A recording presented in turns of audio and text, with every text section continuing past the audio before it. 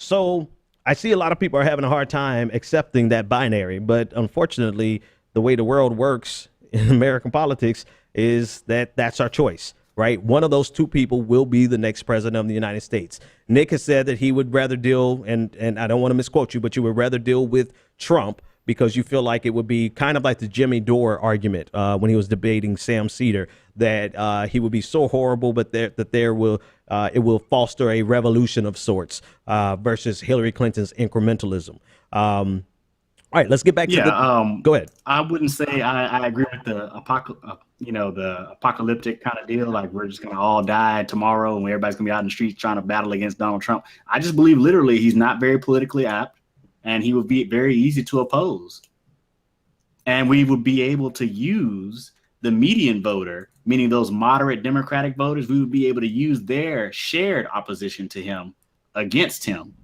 But here's the thing: now, he's with Hillary Clinton, that shared opposition is not there because they're it absolutely is there. This is where I think you guys are wrong, right? I absolutely believe that you're 100% wrong on this. There is a solid opposition on the right that would never go anywhere. It's going to be there with Hillary Clinton. It's going to be there. The only thing they're going to agree on is the no-fly list, and they will agree on the TPP, right? But they're going to agree on that with Donald Trump. Donald Trump is going to give you the TPP. Donald Trump is going to give you the no-fly list. No-fly list, no gun purchase. So they're one and the same. But outside of that, there's nobody that the Republican Party hates more than the Clinton family. They are going to oppose them tooth and nail. Now, likewise, there is a large progressive movement that hates Hillary Clinton as well, or hates her policies. There is across the aisle consensus of disdain for Hillary Clinton for different reasons. So this idea that there won't be opposition if Hillary Clinton wins, I think that's just factually, I think that's just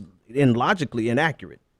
I'm not saying there won't be opposition if Hillary Clinton wins. What I'm saying is there won't be opposition to the actual policies that are pro-business and anti-everybody else. There will not be opposition to that. I don't know where you get that from. I think that's logically inaccurate. No, there will. You know what? There will absolutely be opposition from the left. That's the only place that opposition ever comes from. That's the only place. That's the only place it will ever come from, is from the left. And that left is actually stronger now than it was in 2008 because we were lulled to sleep by Barack Obama because he was the progressive choice.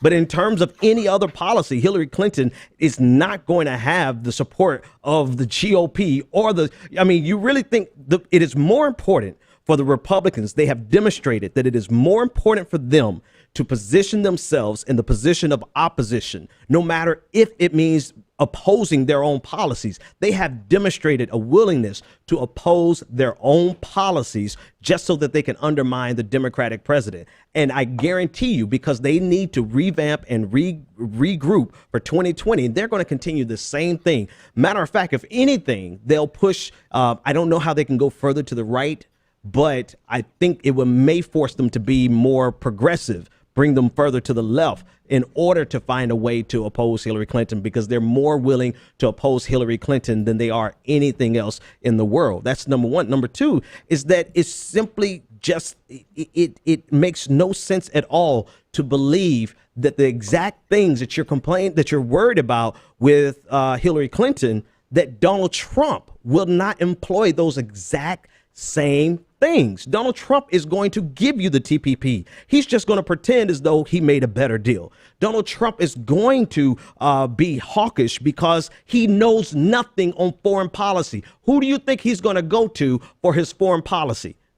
The same people Hillary Clinton's going to go to for her foreign policy. No, this is what I'm saying. The very thing that you're complaining about are the things I've never said anything that Donald Trump is going to do. In any specific detail. What I just said was I can utilize the opposition of the median voter, which means the moderate voters that support Hillary Clinton right now that think her shit doesn't stink.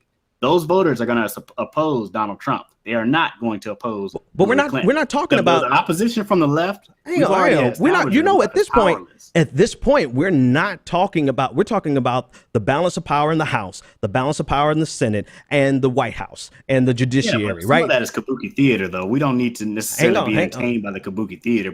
We just hate wait. No. When policies. Hang on a second. Hang on. When you have a majority and you're able to pass policies, the very first thing they are going to do, whether you like Obamacare or not, the very first thing they're going to do is do away with Obamacare, no matter the ramifications on the millions of lives. The second thing they're going to do is they're going to do something on immigration, whether it be build a wall or start deporting even more than Barack Obama is already deporting. They're going to pass policies that have immediate impact on the lives of millions of Americans. And the only thing, with the majority in the House and the Senate and Donald Trump as president, the only recourse will be through the Supreme Court, which is a lengthy process. So now, in addition, this is what I'm trying to help people understand. In addition to everything that you don't like about Hillary Clinton, Donald Trump is going to do those things and then some, damaging the lives of millions of other people. And there's no one who can logically argue against that because of everything that Donald Trump has demonstrated expressly tonight. Okay, so now to begin what you're talking about here.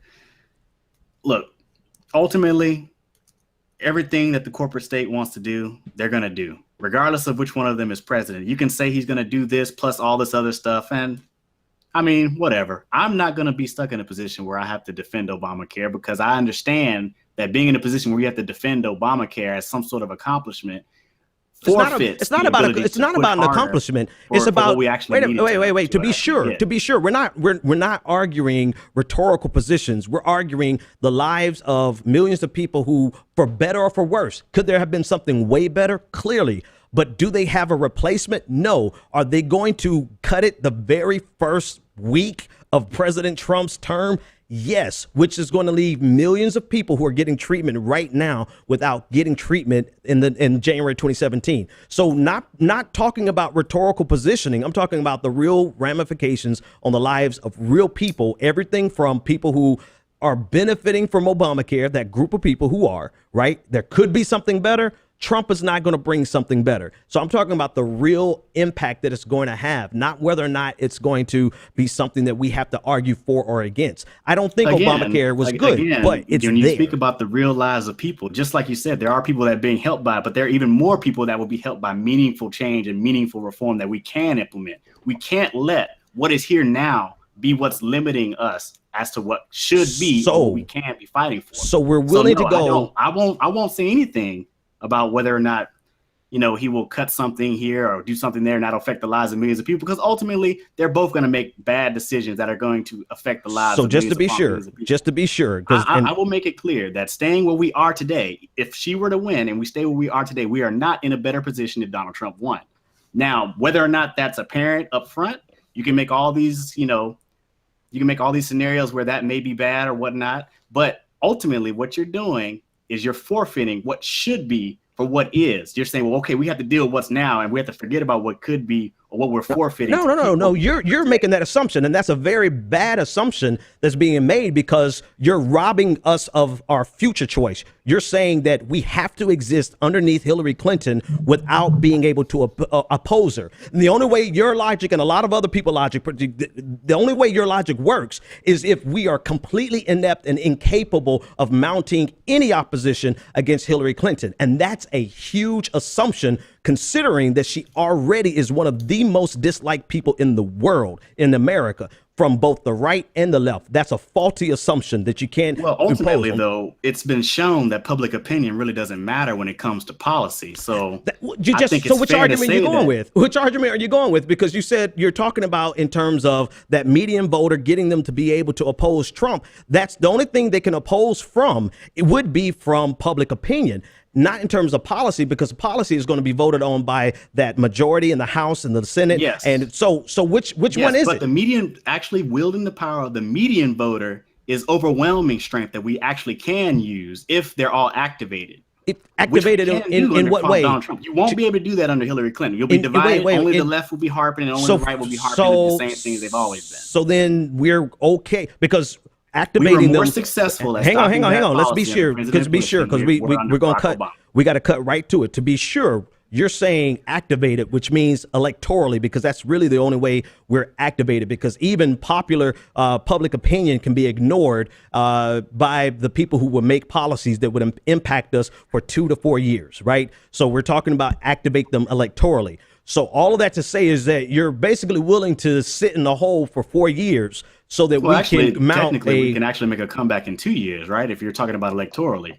Right. So sit in the hole for 2 years. I give you 2 years, but tell me what happened between 1981 and 1983. For 1981, 1983, Ronald Reagan changed the entire paradigm of the United States of America with his tax cuts of 1981. So just as your argument that we're in a different place from 2008 as we were from 2016, I would make the argument that we are in a different place from now as we were in 1981. How so? In what way? In what meaningful way in terms of opposition and realization of where we are? The destitute poverty and destitute situation that establishment politics have generated is a lot different from back then in 1981, where the boomers still had a relative prosperity left over by the 60s. But you just had Donald Trump, and this is why I say progressives absolutely need to be more sober tonight than any other night, because Donald Trump came out as the most clear-throated supporter of Reaganomics, of trickle-down economics. Now, if we're fighting against Reaganomics light with Hillary Clinton, Donald Trump came out with a much a more dangerous, a more amplified version of the same exact thing we hate. And he came out with a very clear, I mean, this is where Hillary Clinton was the weakest. She couldn't fight back against them because she doesn't even have the language to fight back against them. But Donald Trump has laid out a path for even lower taxes for corporations, for even lower taxes for the wealthy, for all the elements that would create even more inequality. So he's come out very clear about that, and he's a salesman. He is selling that to Americans. He has convinced half of America that he is both an economic populist as well as a trickle-down economics. It really, if anything should have set off a red flag, it was Trump's ability to win over Americans for lower tax rates for the wealthy and for corporations. And for everything else that we're talking about, that is going to undermine everything that progressives have worked on, even more so than whatever Hillary Clinton would do. Go ahead, David. Well, first off, we already have Bill Clinton on the record saying he's going to also He's also going to lower taxes. We've got Barack Obama. He's going listen support for the tax holiday. Wait. Is there not a difference? Is there not a difference? Just like Donald Trump just said. Is there not a difference between the 10% that Bill Clinton may be proposing and the 5% that Donald Trump is proposing? I don't think so. Materially, in our situation, no. Neither is acceptable. So you don't need to actually draw strings already beyond the threshold. So let's just take the worst. I mean, cancer is not acceptable. So let's just take the worst form of cancer. Well, again, if you want to move a rock and it requires 5 newtons, if you put more than 5 newtons, it doesn't matter if it's 6 or 7. You've already exceeded what you need to move the rock. So really arguing about 6 or 7 is really not helpful. No, we're talking about 5%. We're talking about 5%. Listen, they're going to get their holiday, right? You already said the state's going to get what the state's going to get. The question is, are we going to let them get it at 10% or at 5%? Right. Well, what I'm saying is it doesn't matter if it's 5 or 10%. The question is, do you want them to get it at all or not? And if are you going to listen? But you're arguing a mute point. You're arguing a mute point because you're not going to stop them in between 2016. If we're not going to stop them, there's no reason to argue about the issue. You're not going to stop them between 2016 and 2020. You're not going to stop them. You're only going to stop the magnitude. And what you're saying is a very defeatist position, saying that, then we're not just going to try. If we've already accepted the fact that we can't stop them, that's the defeatist position. My position is, what are you going to do? No. What are you going to do? And I'm going to pass this to somebody else. I know you're a little bit short on time. I just wanted to point out we've also been joined by Brandon Sutton. Okay. All right. Sanity. I'm going to come to Brandon next. But what are you going to do in between 2016 and 2020 that's actually going to stop? I mean, based on everything that you said tonight, Nick, what are you going to do between 2016 and 2020 that's going to stop the corporatist agenda? I think basically reaching out to people and expanding the idea base and just breaking out of the two-class system, the two-party system. It has to fall. And that's going to stop. Does not serve us. That's going to stop the corporatist agenda between 2016 and 2020. Only path towards moving us in the right direction. Let me go to Brandon. That is the only path available, and I can't put a timetable on how long it will take or when it will be able to take effect. I don't know. That's too many unknowns. To be honest, most of this is speculation to begin with. So to be clear, between 2016 and 2020, you don't have a plan. Put a timetable. You don't have. I think something can be accomplished. No. You're saying based on what everything that you said, you're asking about the defeatist position, saying there's nothing that we can do, right? There's nothing that we can do between 2016. Once you've already acknowledged that there's nothing you can do to that. That's between 2016. Saying that it doesn't matter if it's 5 or 10%. It's not a defeatist position. No, what you're saying is that there's no reason for us to argue this because it's neither one is acceptable, but there are magnitudes of different. We are talking about a difference. If we're going once you begin to do the lesser of two evils, you can no longer denying the reality. Denying the reality that there is a difference in magnitudes always gives way to a greater evil. And if you're talking about, you are. Let me go.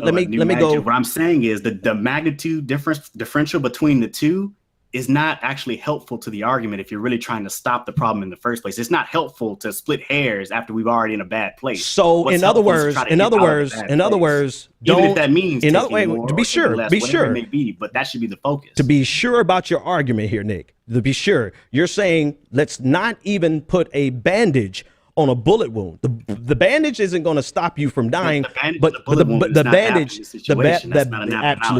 it absolutely is. You're saying to let it bleed out, and if we're bleeding out, then hang on. You're saying if we allow ourselves to start bleeding out, people will realize that, oh, well, maybe we need to do something about it, and let's all get together.